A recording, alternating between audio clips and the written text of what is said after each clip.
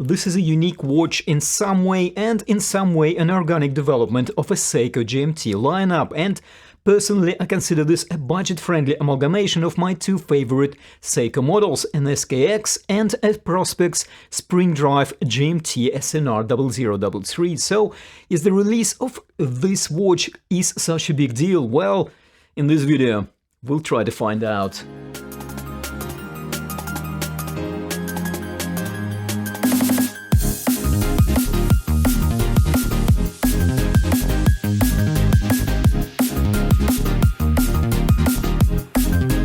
Hello and welcome back. A lot of interesting watches, including Seikos, are in my review pipeline, so don't forget to subscribe so you don't miss anything.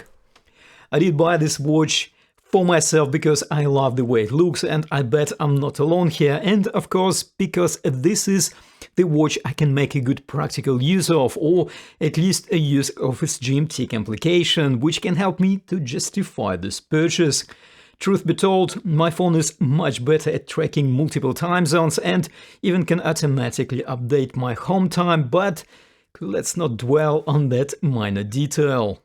So, first and foremost, the price and availability. Well, the price of course is what makes this watch so desirable and unique. At $475 in United States, or for about 400 British pounds here in the UK, makes this the only big brand watch with in-house GMT movement in this price segment. Granted, this is not the first, second or even third automatic GMT movement from Seiko, and I'll come to it a bit later in this video, but it is the first one in this price category, that's for sure. Now, in terms of availability, this watch is available online from all the usual places that we would expect to buy Seiko watches. As a matter of fact, I even managed to buy this watch online with 10% discount, so I paid 360 British pounds instead of 400 pounds of introductory price tag. Yes, there are possibly some availability backlogs in some areas, but it is nothing like a BS that we experience with Moon's watch. So, really, bravo Seiko for managing the release of this watch so well, and I hope that every Seiko enthusiast who wants to buy this timepiece can do so without feeding the flippers, which I think is a bit of an insult to penguins. I like penguins. I think we need another name for those watch market parasites. Well, let's take a quick look at the measurements and specifications of this watch before we try to answer the question on this video. How really of a big deal is this release? This watch has pretty much the same dimensions as so-called 5KX watches.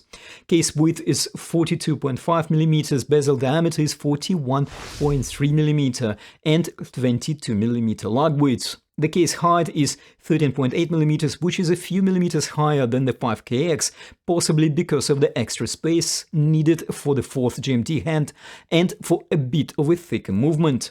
Lug tip to lug tip is 45.6mm, the Jubilee style bracelet tapers down to about 18mm at the clasp, and the full length of the bracelet will cover just over 8¾ of an inch, or just over 22 centimeters, which is quite a generous size. And on the supply stainless steel bracelet, this watch weighs 162 grams, pretty good weight for a sport stainless steel watch. Bracelet. While we're on the subject of the bracelet, Seiko went on to make a point here that they carry over that SKX DNA in this watch. The Jubilee style 5-link bracelet with mirror polished center links. Going even one step further, Seiko used solid end links here as opposed to hollow links on the SKX divers. The solid end links do add the sturdiness and longevity to the bracelet. The end links also seem to be sculptured quite well to comply with the shape of the lugs, and drilled lugs makes the removal of the bracelet that much easier and is a nice touch from Seiko. Also, these are inverted end links that give that extra versatility and comfort on the wrist. Here is the similar style bracelet but with the protruding end links, and we can clearly see how it adds an extra few millimeters to the so-called wingspan of the watch. In general, the bracelet is well finished and is quite sturdy. One thing to note here, even though it does look like a 5-piece bracelet, the 3 links in the middle are actually fused together and then further fused with the main link, making it actually a single-piece link rather than a 5-piece. This doesn't have any major effect on the bracelet flexibility or comfort, and on the other hand makes it even more sturdy and less rattly, so not so much jingle and jangle as we might have had with SKX bracelets. We also get here a pretty common at this price point Seiko's pressed clasp with 4 macro adjustments. There is no diver extension on this one, and for once I think it is a good thing, because this is not a diver and, more importantly, it does not pretend to be one, unlike some other watches in the 5KX lineup. Dial. This watch is currently available in 3 colorways: black, blue and orange. Nickname: Black Grape, Blueberry and Micon Orange. I have a Blueberry or Batman, whichever nickname you prefer. First, the texture of the dial is really cool. It turns almost black under the normal light and almost electric blue with a very subtle sunburst effect under a bright sunlight. The general look and layout of the dial is very much reminiscent of SKX, however the hour indices are applied and so is the Seiko logo. The GMT hand is distinct red and works well with the red GMT writing at the bottom of the dial. I like the 24-hour markings on the rehaut. This is especially useful if we need to track the 3rd time zone. And of course the lume. Seiko didn't hold back on its proprietary LumiBright here. It is generously applied on the hour indices and all 4 hands. If you've got used to the strong lume on SKX, you will not be disappointed with the lume on this watch either. Crystal. We have a flat Hardlex crystal here with some beveling and a cyclop, which is also cut from Hardlex. I'm not sure about any anti-reflective coating here, possibly a thin layer have been applied. Whatever the case is, the dial is very legible in pretty much any conditions and any viewing angles. Bezel. This watch features a Hardlex insert 24-hour bidirectional bezel. The shape, unsurprisingly, is very much reminiscent of SKX bezel. The Hardlex is somewhat unusual choice, but definitely gives this bezel much stronger scratch resistance compared to aluminium. Hardlex also gives this bezel that premium look and ability to play in the light, changing the color of the blue section from electric blue to almost black. This is very much reminiscent of the bezel on the SNR003 GMT bezel. However, that $5,500 watch also features sapphire crystal rather than Hardlex one. What is also reminiscent of that Seiko Prospex GMT is the bezel action. It is also bidirectional and has no clicks. It is resistance-based only, and the resistance is pretty good, smooth enough for easy adjustment and yet stiff enough to avoid accidental shifts. As I just mentioned, that $5,500 titanium SNR003 spring drive Seiko GMT has very similar bezel action, and personally I'm okay with the fact that Seiko decided to do the same on this 5 series watch, which is priced 10 times less. Case. Moving on to the case, this is an SKX-inspired timepiece, and of course it will come as no surprise that the case is very similar to that popular Seiko Diver. A very comfortable cushion case design with a satin brushing on top and a mirror polish flanks and the back of the case. Very comfortable and well-proportioned crown at 4 o'clock position. It is not signed, which is again not a surprise if you're familiar with the Seiko watches. And, of course, it is not a screw-down crown either, which personally I'm okay with, again, because this is not a diver's watch. Still, Seiko applied sufficient seal to the crown mechanism to declare 100 meters of water resistance, making this a very practical watch, which can also sustain some water exposure. Moving over to the back of the case, a screw-on exhibition case back through which we can see the star of the show, Seiko's brand new 4R34 in-house GMT movement. So we have a brand new 4R34 GMT Seiko movement here. It is pretty much a 4R35 or NH35, a model number designated by Seiko when the movement is used outside Seiko watches. So it is a 4R35 movement with an added GMT complication. The first position of the crown will allow us to wind up this watch, then to adjust the GMT hand. and the date we will need to move the crown into the second position. And now rotating the crown in one direction will do a quick set date adjustment, and rotating the crown in another direction will adjust the GMT hand with 1 hour increment steps. The operation is pretty smooth, and I like that Seiko implemented the 1 hour steps. This is much more user-friendly than freely adjustable GMT hand on some budget GMT movements.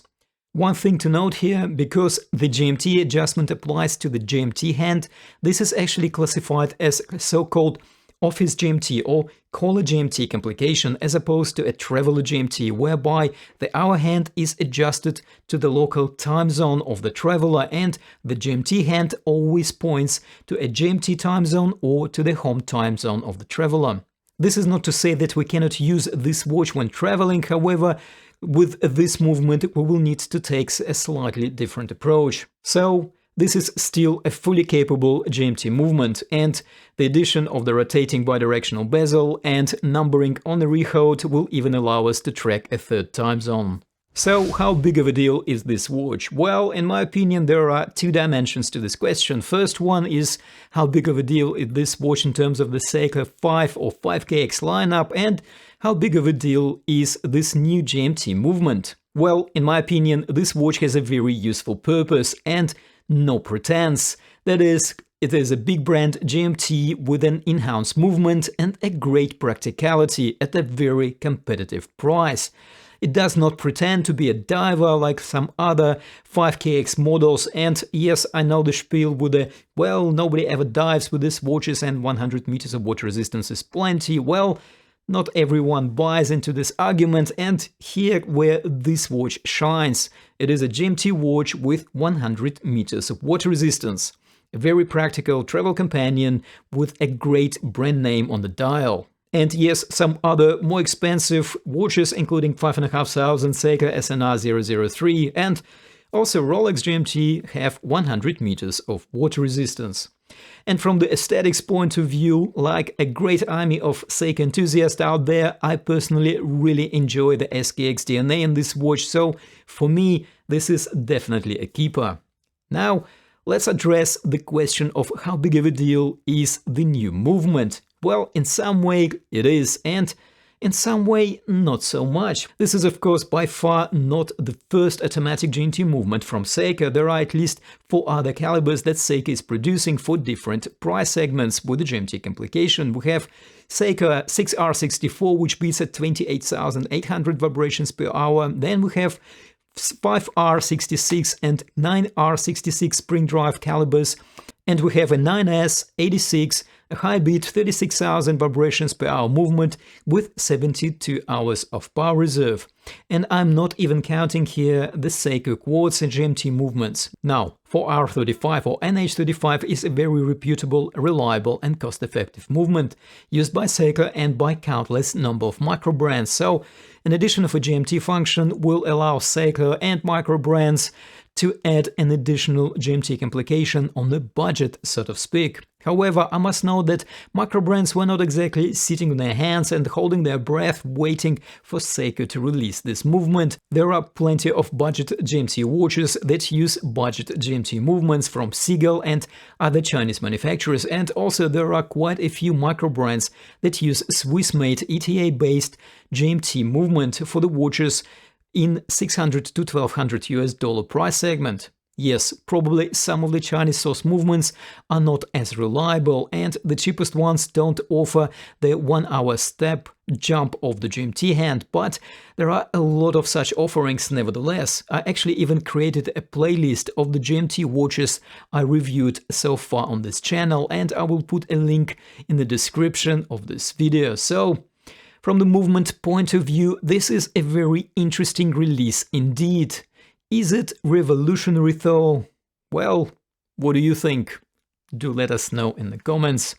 And as always, if you do find this review helpful, don't forget to hit that like button, and of course, don't forget to subscribe if you haven't already done so. And yes, do take care, stay safe, and I will see you in the next one.